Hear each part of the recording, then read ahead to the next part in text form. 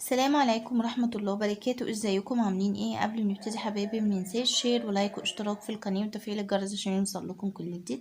ما تنسونيش بكومنت حلو، لايكات اكتر. معاكم قناة فنجان الهنا. يلا بينا نشوف فنجانك هيقول ايه يا برج الجوزاء. بس قبل ما نبتدي حبايبي يا ريت كده نصفي النية، ندي لنفسنا طاقة إيجابية، نسمي بسم الله، نصلي على النبي، اللهم صل وسلم وبارك على سيدنا محمد. خير إن شاء الله. برج الجوزاء، قراءتك النهاردة بتاريخ 25 أبريل 2023، يوم التلات. منلتزمش خالص بالتاريخ، بقدمه لكم مصداقية للقناة، ولكن طاقتك مفتوحة ليك طبعا، لا يعلم الغيب إلا الله. القراءة بتنطبق على الجنس، الرجل وامرأة وكل الأعمار.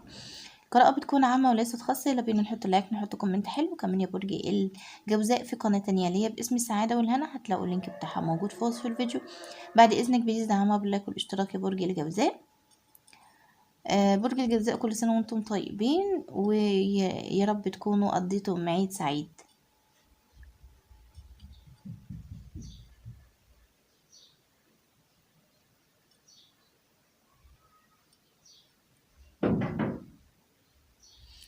طيب برج الجوزاء، شايفة ان هنا في شخص كان بينك وما بينه تجنب، موقف تجاهل، اشياء من ديت.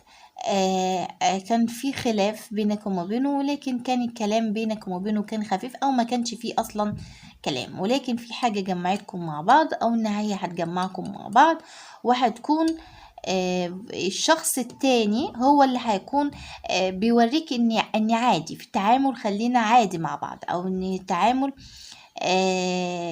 هيكون منه هو، فاهمين؟ فشايفة اني بس بكل قليلة انك التعامل هيكون منك انت، ولكن شايفة ان في مناسبة هتخليه ان هو اللي بيجر منك كلام، او ان هو اللي هيهتم او حاجة. طيب من ناحية عاطفية اوكي، من ناحية اخوية اوكي، من ناحية اقارب، من ناحية اصدقاء، من ناحية شيء، دي طاقتك انت، تخصك عاطفيا او تخصك في اي شيء، ولكن الطاقة ديت موجودة عندك. تمام. طاقة برج الجدي موجودة. هل برج الجدي يكون متواجد هنا هو فطاقته موجودة، او ان يكون في حاجة انت بتمر بيها مع برج الجدي، اذا كانت ايجابية او اذا كانت سلبية. ان يكون برج الجدي، ممكن يكون برج الجدي يكون يعني مراقب ليك، او انت مراقب ليه، شيء زي ده من برج الجدي، ولكن موجود. شايفة كمان ان هنا في كلمة نجاة جنبها برج الجدي. لو برج الجدي ده شخص يخصك وفي حاجة هو بيمر بيها، فشايفة ان لو في حاجة هو بيمر بيها وان هو شخص يخصك، او شخص محيط بيك وهو بيمر بحاجة، او انك هتتفاجئ بان هو في شيء كان هو فيه ولكن حصل نجاة، او ان هيحصل نجاة ليه ان شاء الله. ده لو شخص يخصك. ولكن بقى طاقة تانية ان البعض منكم ان في حاجة كانت بينك وبين برج الجدي، ولكن حاجة كانت مش إيجابية ما بينكم، ولكن انت حصل لك نجاة، او ان هيحصل نجاة من شيء زي ده، او العلاقة ما بينكم هتكون افضل، هتكون اجمل ان شاء الله. ده لو في هنا شيء بينك وما بين برج الجدي. دي الطاقات اللي موجودة اللي تخص برج الجدي.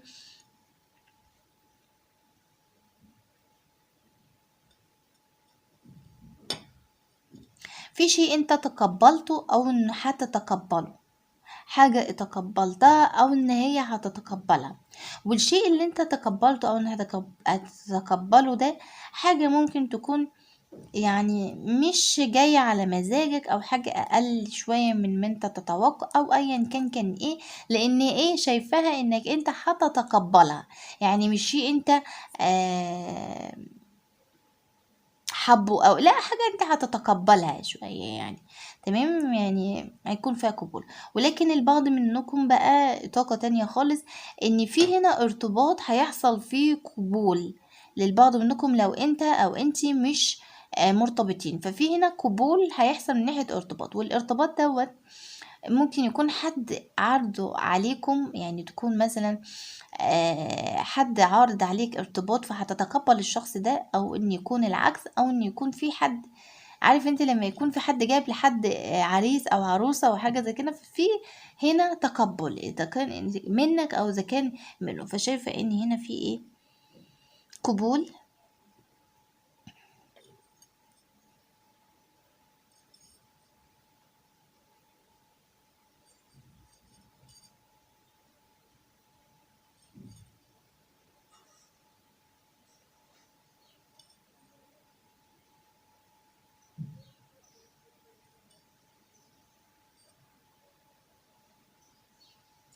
عندك تحمل ل3 أشخاص أو ل3 مواقف، ل3 أشياء في انت بتمر بيها، ل3 أشخاص، ل3 مواقف بتمر بيها من أشخاص أو من شخص، يا إما 3 حاجات انت بتمر بيهم من ظروف من أيا كانت ايه، بس انت متحمل.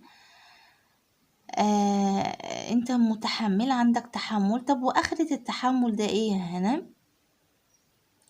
شيء أفضل، شيء كويس، وانت ناظر لشيء أفضل في حاجة انت متحملها عموما.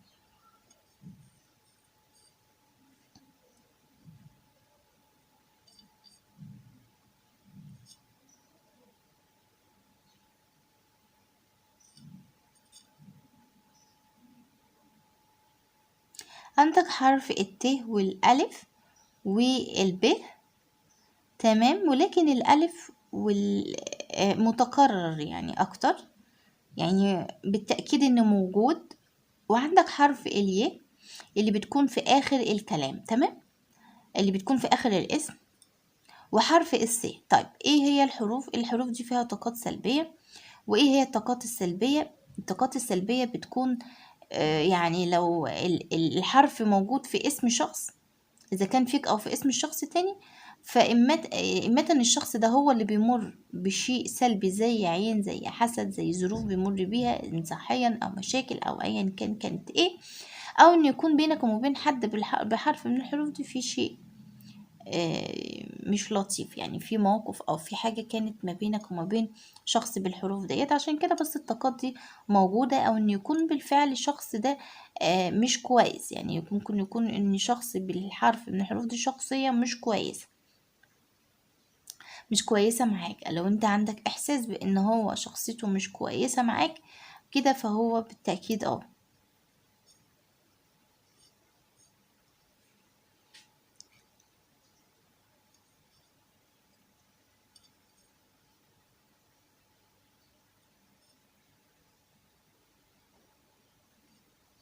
في هنا تحاليل مطلوبة منك، او ان هي يعني هتطلب منك اذا كان ليك او لشخص محيط بيك. بس هنا في حاجة فيها تحاليل وكلام من دوت. وشايفة ان للبعض منكم ان هي تحاليل آم، معمل وكده، ويعني طبي، يعني طبية، ولكن البعض منكم لا. طب البعض منكم لا، ايه ان هي تحاليل في الكلام، في الأسلوب، بتحلل أسلوب شخص، بتحلل طريقة، بتحلل حاجة، بتحلل مواقف، بتحلل شيء معين يخص حاجة زي كده. تعالى طب كده نشوف فنجانك هيقول ايه. نحط لايك، مش هنخسر اي شيء خالص لو احنا دوسنا لايك. ندوس لايك بحيث ان الفيديو ده اللي ما شافوش يشوفه، لاني بيبقى ما بينزلش باشعار للبعض، فبيكون البعض منكم ما بيعرفش ان برج الجوزاء نزل.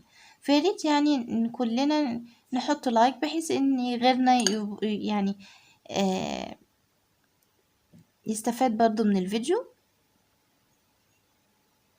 كومنت كده ونصلي فيه على النبي، مش هتخسر حاجة، ده بالعكس يعني اني هتدخل لي بطاقتك، وفي نفس الوقت ان هتاخد ثواب.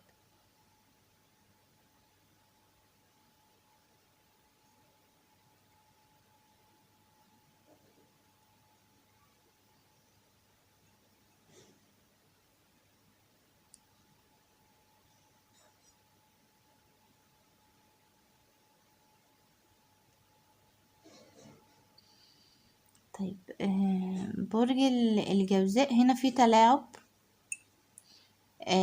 وخلي بالك من ناحية ارتباط، في حد بيتلاعب بيك من ناحية ارتباط. طب البنانيت الحلوين اللي هنا هو، لو في شخص انت مرتبطة بيه، فشايفة اني مش بقولك وبالتأكيد انه بيتلاعب بيك، ولكن الشخص ده ان هو مطول في الارتباط، او الشخصية كل ما بتيجي تتكلمي عن ارتباط بيتهرب منك، فالشخص ده متلاعب بيك.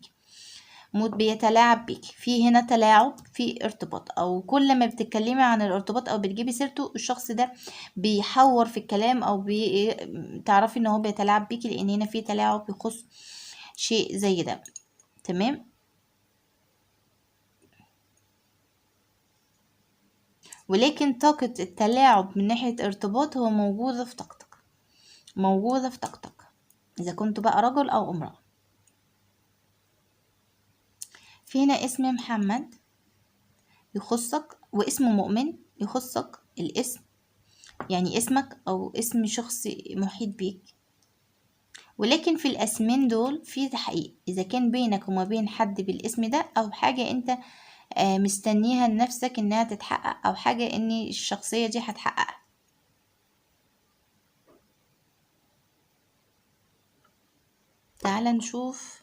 تعال نشوف ايه، كنت هقولك تعال نشوف فنجانك وانا ماسكه الفنجان. يلا، كل سنه وانتم طيبين بقى. 34 ده عمرك او عمر شخص محيط بيك، و33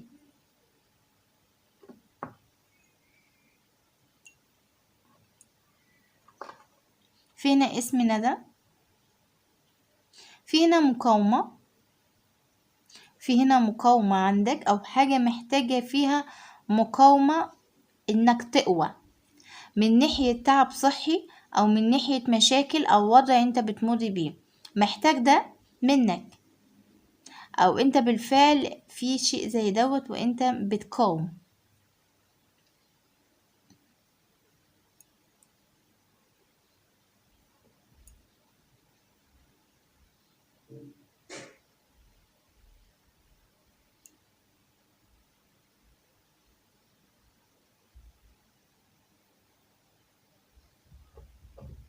في لقاء، واللقاء ده تم او انه هيتم، بس اللقاء ده اذا كان تم للبعض منكم فكان في طاقة سلبية. ايه هي؟ شايفة ان الطاقة السلبية اللي موجودة، يعني الطاقة اللي موجودة هنا ان كان في اللقاء ده تحدي. حسيت كده ان من ناحية الكلام او من ناحية الشخص ده ان في تحدي بينك وما بينه، او في حاجة هتحصل هتحس ان هي كان فيها تحدي منك او من شخص، كان في تحدي. وشايفة كمان ان للبعض منكم ان هنا طاقة تانية، ان في اللقاء ده في صبر، يعني كان في صبر من ناحية لقاء انك توصل له، او انت صابر للقاء اصلا انك توصل له، ان يحصل لقاء، او ان يكون في اللقاء ده، عارف لما تكون كده في لقاء مع حد والشخص ده في حاجة لدرجة ان انت يعني مش قادر تتحمل، يعني ان هي ما تتحملهاش، ان حد ما يقدرش يتحملها، بس انت صابر. في اللقاء ده حصل منك صبر، كان في صبر، كان في صبر. او في شيء للبعض منكم ان دايما بيحصل لقاء بينك وما بين حد، ولكن لازم تصبر، لازم يكون عندك رزانة، وعندك هدوء كده نفسي، وعندك صبر، ما يكونش عندك انفعالات ولا عندك حاجة. فهو في طاقة زي ديت ركز فيها، هي موجودة، لا محتاجاها منك لإماتة فنجان، محتاجها منك انك انت تكون كده، او بالفعل انت محيط بظروف زي دي.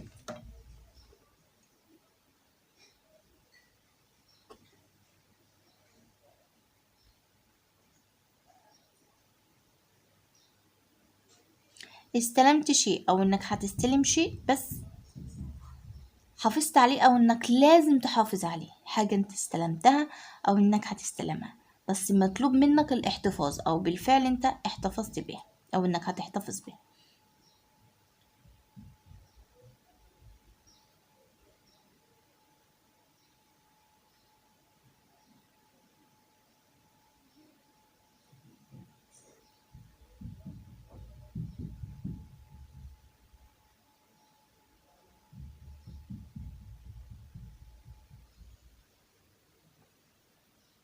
بصي، في ارتباط من ناحية عاطفية بالنسبة للناس المتأخرين في الزواج، او في حاجة مش متأخرين، بس في حاجة تخص ارتباط او شيء زي ده، في ارتباط، طاقة الارتباط موجودة.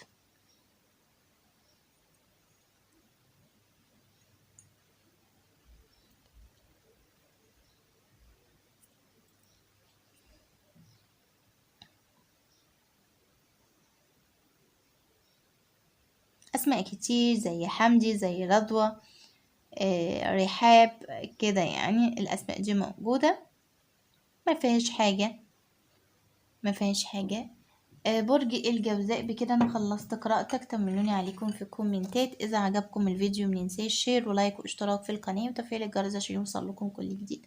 وبالنهاية انا بشكركم وبتمنى لكم الخير والسعادة والتوفيق في حياتكم. انتظروني في قراءة فنجان جديدة. بحبكم في الله وبحبكم جدا جدا. باي باي.